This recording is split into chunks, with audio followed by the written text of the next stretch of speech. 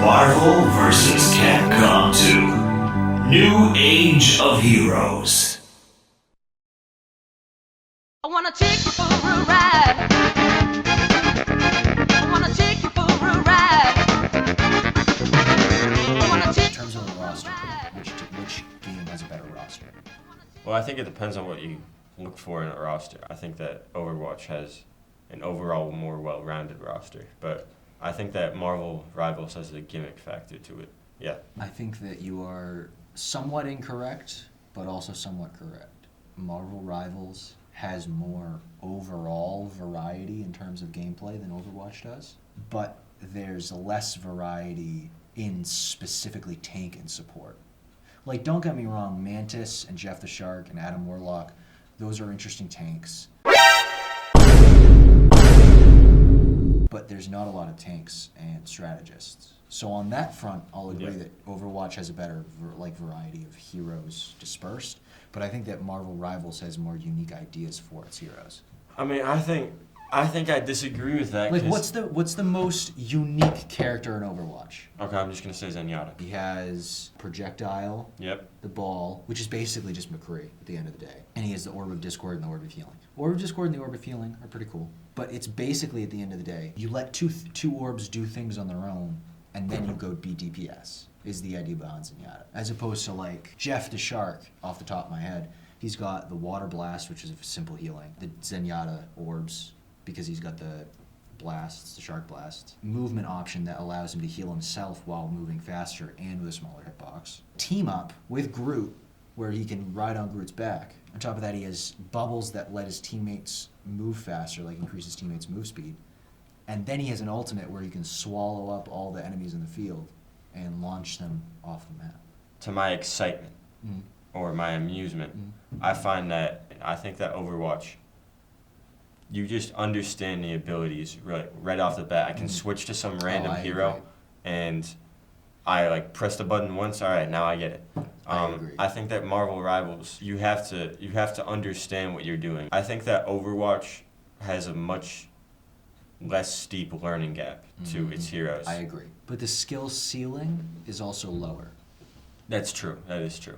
I think there are some characters in Marvel Rivals that are very, very easy to play. Venom. You could be a decent Venom in a low-rank lobby very easily, but you couldn't very easily be an effective Adam Warlock. Because Adam Warlock is a very complicated character, like just this complicated stuff in his kit. As opposed to, I think Overwatch, every single character, you can play as that character, like, oh, I think that character looks cool, and then you can be that character. I think that's what's more fun about it. When I was like 10, I was terrible at PC gaming. Never got a phone, never got anything. But with Bastion, I was still able to get a player of the game. I know this is not popular among the overall gamer population, but I prefer my heroes and hero shooters to be a little bit more brain dead fun, you know? Like, I don't need to fire a projectile that will aim at a certain angle that will do damage but also health to my teammates or whatever. I just wanted to press E and an explosion will happen, you know? I think Marvel Rivals' solution to that problem is that Marvel Rivals onboards you by making all the recognizable characters pretty easy overall, like Venom, Iron Man, Captain America, Thor to an extent, the Hulk, like all the mainstays, 1-star, 2-star difficulty. Once you're deeper into the game and you start experimenting with more different characters, you're more willing to give the game the benefit of looking into the stat sheets or even just looking into the ability sheets and seeing what the character does. Because you have to do that in order to play a Marvel Rivals character effectively in a difficulty that's above 2 or 3 stars. Well, no, I agree with that. I think that that's a good thing that like some random person that just saw Marvel and downloaded it can say, oh, I want to play Iron Man, and based off of their understanding of the structure of heroes and what Iron Man does, they can pick it up really quick.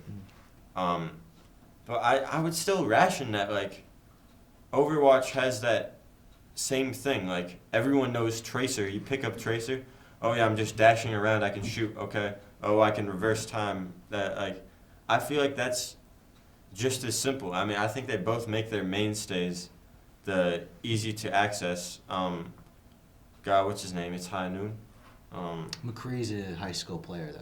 Yeah, I mean, He's a high school character for sure. he is high skill, but like, you can pick up the revolver and start shooting. Yeah, And yeah, it's pretty simple. yeah, I think that I'd say they're tied for accessibility in that way. Sure. Sure. All right. I wanna take you for a ride. I wanna take you for a ride. I wanna take you In terms for of a ride. difficulty, where are you at with both games? Marvel Rivals is harder. Just in terms of like how to play the game, I think that a lobby with all people same skill level, I think that Marvel Rivals will be a tougher battle than Overwatch. I do think that Overwatch has a lot more sweats. There are people that have been playing this game for Yeah. 24 hours It's an older game. since its immersion, and I think that the skill level can sometimes be really disproportionate. I mean, I know I'm arguing for Overwatch here, but sometimes it really makes me mad when I have like 30 kills and my team has a combined of 2. There's a few times when I'm at 99% on the carrying the payload thing, and then somehow they come back because everyone's too scared to push. Yeah. Overwatch has difficulty not in the actual concept or the play style, rather the skill gap that can often emerge, while Marvel Rivals has less of a skill gap but an overall slightly harder product. I wanna take you for a ride. I wanna take you for a ride. I wanna take The balancing on the two games, I like Marvel Rivals' approach to balance better, but I'm still worried about it. So what Overwatch does is Overwatch finds something that's interesting. Dive, 3 tank, 3 healer, like all sorts of stuff that are metas. They give it a season of competitive.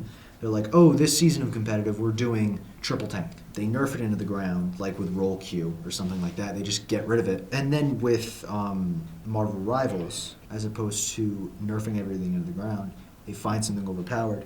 They keep it that way, and they make something else to counter it, right? So it's not nerfed, it's countered. But my issue with that is that what happens when the game becomes so technical that the only way to play the game at all is to counter something incredibly technical with something incredibly technical. I would also worry against that, and I guess it's where, even though I really think the nerfing is stupid, that's where I think that the simplicity of Overwatch thrives. I mean, there's always going to be the technical players that know exactly when to use their ults in a way that kills everybody. There's always going to be some random guy that can spawn in with Tracer, press E a million times and still get a few kills. And I think that's where it has the advantage. I don't know if it'll always be like that for Marvel Rivals because of the way it's set up. They can always add new characters, though. There's so many Marvel characters out there. There will always be a casual pool. For sure. Like, so even if they need to add a newcomer playlist, or even if they need to add, like, some sort of playlist where it wouldn't be any fun for a sweat to play it, Mm-hmm. like, it would be like a I don't know, like a Mario Party playlist, something like that. Yeah. Like, not literally, like, on a board, but just, like, goofing around. I think Marvel Rivals is going to I think that's how they're going to counter the technical problem. I wanna take you for a ride.